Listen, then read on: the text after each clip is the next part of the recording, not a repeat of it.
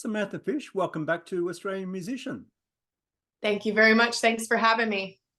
You're coming back to Australia in May for your third tour of the country here, this time with Jesse Dayton.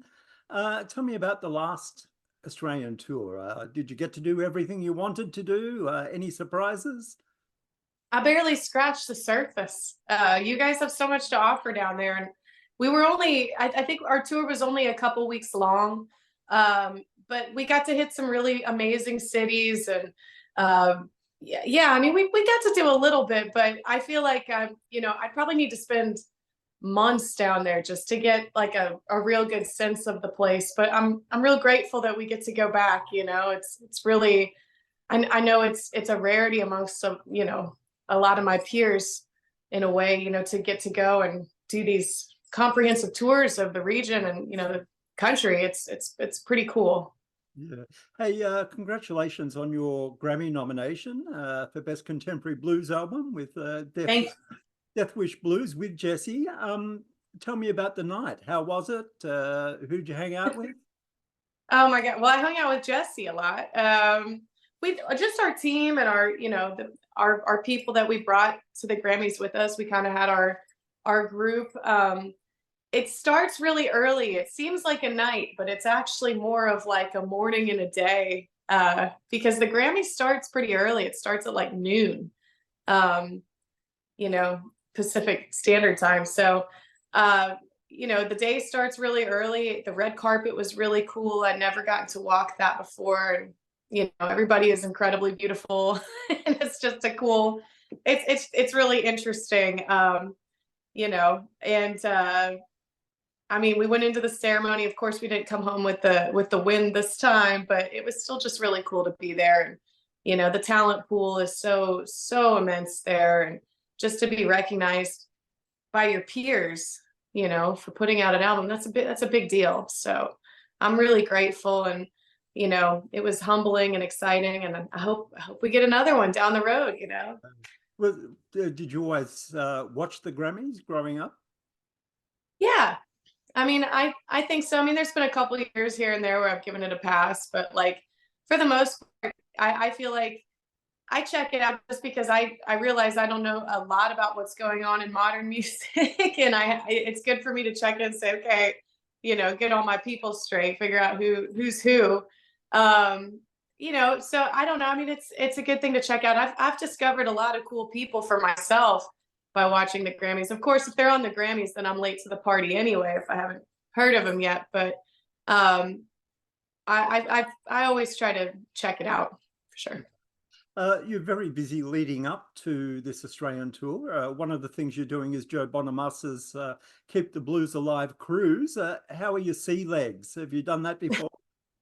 I have done that before, yeah. I think we're doing that one next year, aren't we? I'm not sure. Okay. I think it's okay though, because it's all going to blur together anyway.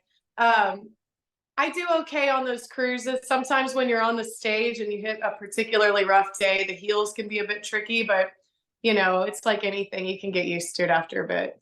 Yeah. One of the things I know you're doing before you get here is sharing the stage with the Rolling Stones at JazzFest.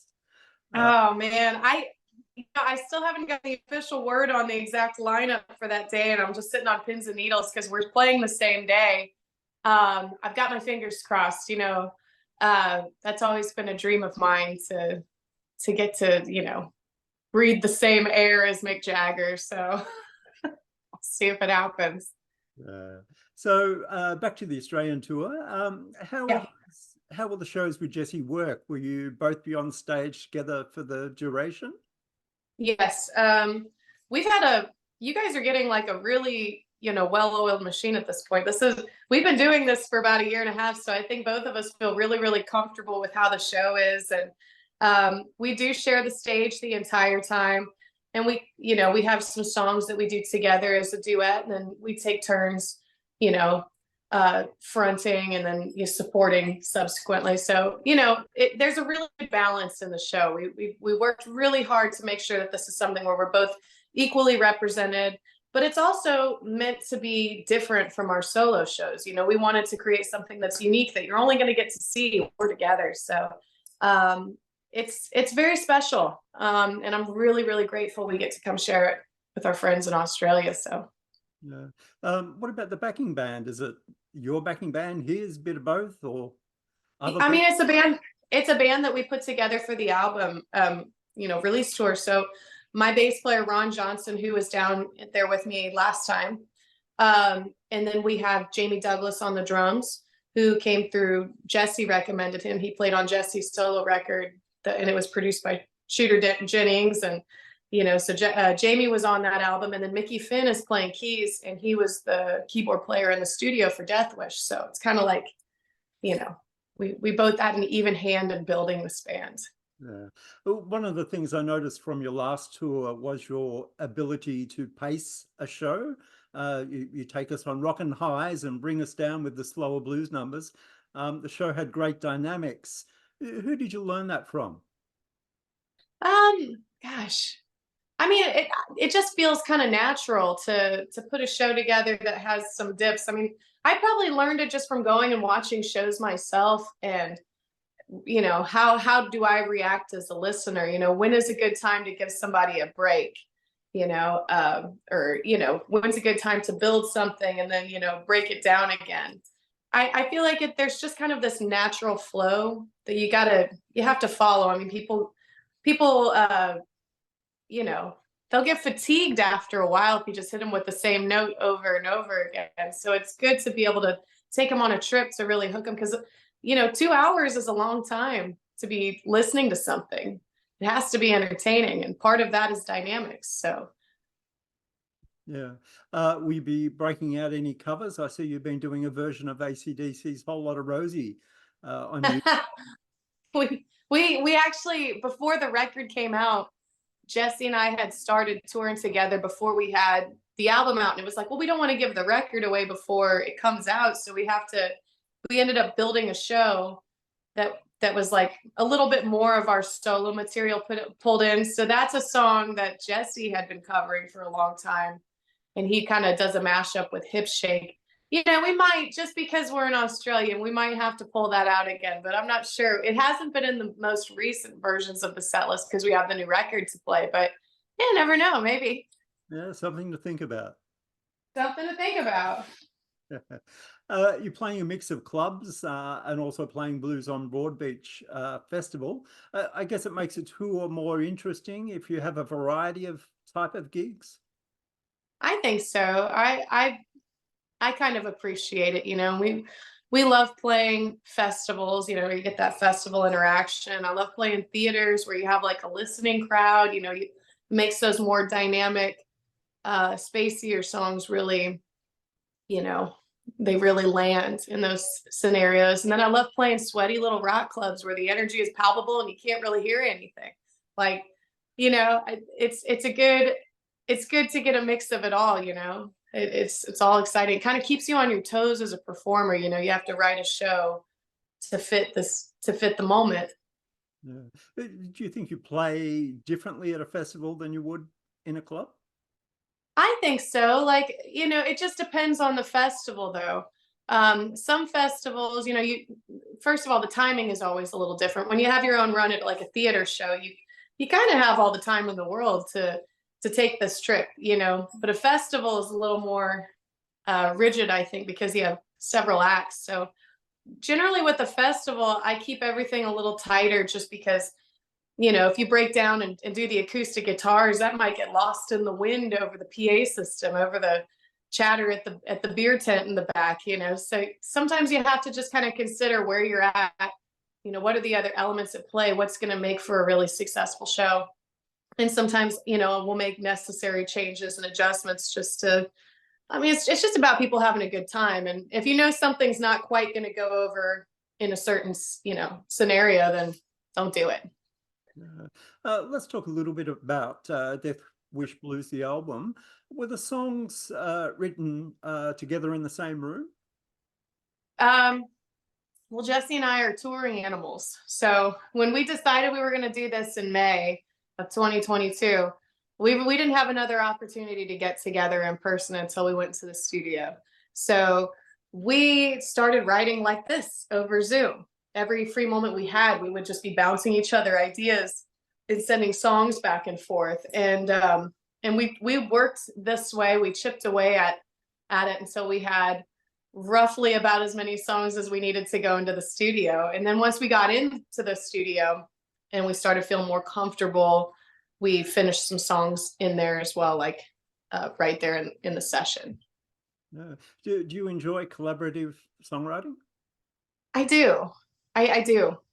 Once you get into the headspace and you feel comfortable and you trust the person that you're writing with, I think it's really some of the most, collaboration is like the most educational thing, not just in writing, but in anything. You know, I mean, when you're in a studio with the producer, you're kind of collaborating. They're bringing their ideas to the table. And, you know, when you're working with other musicians, it's a collaboration. I feel like that's when you really learn, if you've got big ears and big eyes and, you know, you're open to suggestions and different changes. It really, that's when you grow the most as an artist. So I feel like I'm very open to it. I mean, I have things that I definitely want to get across. And when I feel very passionate and strongly about an idea, you know, I'll stick to it. But there's an element of like magic that happens when you allow other ideas to start spinning in the room, you know. Yeah. Do you both have the same approach to recording in the studio? Did you learn anything off it? Well, it wasn't so much like, what's our approach? The approach was, you know, we brought in John Spencer to produce the record. So, you know, loosely we kind of discussed, like, I like recording the basic tracks of an album live with the band. You know, I'm not interested in part and parcel doing the drums and then laying the bass over the top and then laying guitar. I want us all to be in the room communicating and recording at the same time. And that's just for the you know, foundational layer of the song, and then everything on top with the vocals and harmonies, extra guitar solos, different things, you know, textures that make the song, you know, more characteristic of itself, whatever. I mean, I think we were all on the same page in that we wanted it to feel like a living, breathing piece of music. You know, we wanted it to feel live. But John Spencer, our producer, really led the charge in the production style, the recording style, how, you know, we recorded to 2-inch tape. We did everything on these vintage amplifiers. There was a lot of analog going on in that space. And, you know, John has like really great ideas. So we followed his lead for most of that. What about solos? How did you organize who was doing what? It just kind of happened naturally. You know, if it was a song that was kind of more led like by me vocally, it just really made sense that Jesse was going to play the solo, you know, or lead the solo, and vice versa. Like if it was more of a Jesse led song, it made sense in the collaborative spirit of things that I would probably play the solo here, you know, just because that's, you know, that's the shared dynamic. But it wasn't like we forced anything unnatural to happen, you know, like, no, it has to be, this has to happen right here. It just sort of, everything worked as it was supposed to and kind of felt natural. So it wasn't like, I don't know, it wasn't forced. Yeah. I know you did an EP with Jesse before the album, but is this a one-off with Jesse? Or is it something that might continue on into the future? You know, we've talked about it. And when we were initially talking about it, it was like right after we finished the record, like, oh, we should do this again because we had so much fun. And it was like, well, first, let's see if people actually like it. And then we'll decide if we want to come back and do it again. But I think I think there's definitely room down the road. I know he's got a solo record coming out this year, and I have to get back to doing some solo stuff. But down the line, I think we're both open to it. It just is a matter of when and do the stars align again. Yeah. Have you acquired any new guitars since we last saw you? I'm borrowing a new guitar, but I'm not bringing it with me. I have to come down there with such a stripped back arsenal. It's so sad. Because, you know, we have to fly with all the guitars. Like my American guitar rig is, I've got like 8 or 9 different axes I kind of cycle throughout the night. And But when I come to the Australia, it's like I think I bring 4 with me.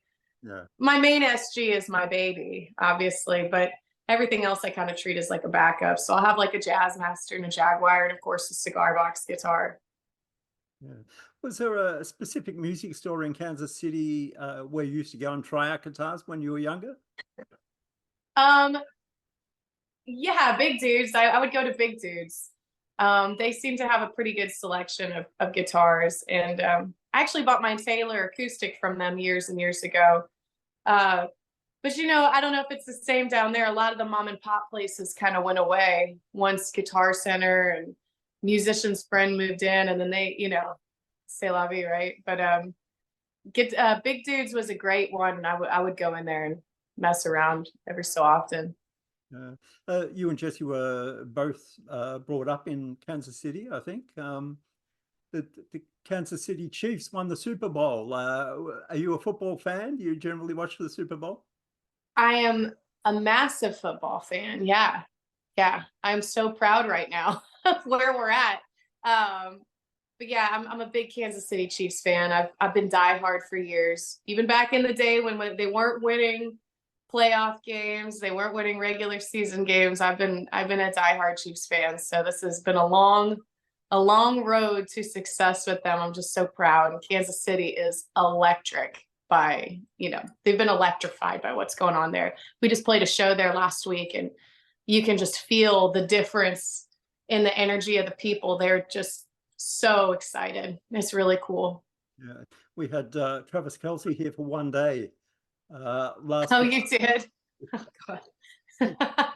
Came down to see Taylor Swift. I guess he's a big deal in Kansas. Oh, he's a big deal everywhere, man. I mean, especially now, like, I mean, he was always a big deal. He's the best tight end, you know, period. Like, I mean, and he's got the numbers, he's got the statistics. The guy's a Hall of Famer, and he's an incredible athlete. And, you know, he's a lovable guy. Kansas City loves him, but, you know, he's very big in the sports world. I think so many people are now getting turned on to him because, you know, Taylor's, you know, the magnitude of Taylor Swift, but he was always a big deal. So happy for them. It's like, it's cute, you know. So whatever. You're here in May with Jesse Dayton. What's on for the rest of 2024? 2024. I just have like so much touring in front of me. I mean, I look at the calendar, and it's like every time I look, there's more dates added to it. You know, we're obviously coming to you guys, and then we've got some stuff in the States. And some good looking shows coming up. I can't say too much because they haven't announced all of them yet, but we have some really, really special, cool tours coming up that I'm pretty primed for.